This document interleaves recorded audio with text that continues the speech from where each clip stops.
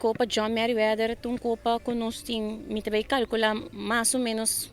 at least 10 anos, que foi 2010, mais ou menos bem arriba, nós está organizando a Copa John Meriwether. A Copa aqui é eigenlijk uma Copa interno, caminho que nós está usa nos meses livida,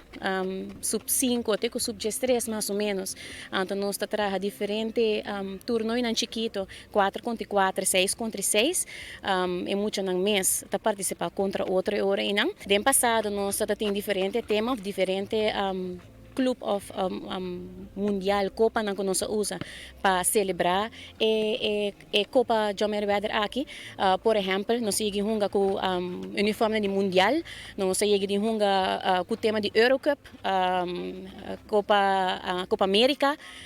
último ano me queria para mim com Covid, nós estava tendo nós dando honor na nosso time de Aruba mês, lastimamente 2 anos nós agora trabalhador de pandemia, quando nós não podemos organizar a Copa aqui. Pero aqui me tá contento de por vista que nós podemos estar sali viaje mais com Copa John Meriwether, com a corrida basta bom, me por vista me tá muito contente que a corrida já maior não vai inscrever na UNAM para participar aqui a trobe e aqui nós escolhe para honrar RCA mês, for de qual que nós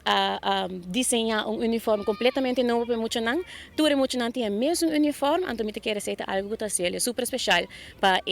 promer Copa depois de pandemia. E promer bala sempre está ordo sacar dor de John Meriwether mês, a feliz memória.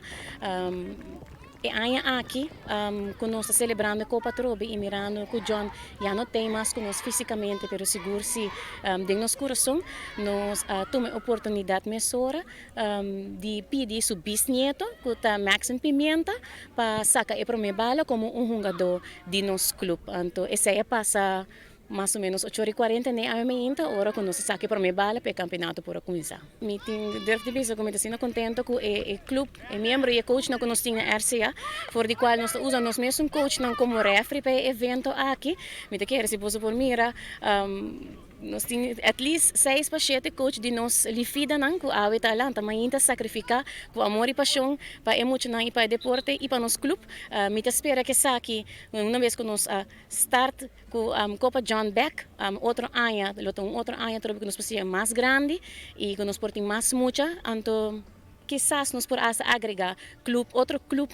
para participar da Copa aqui.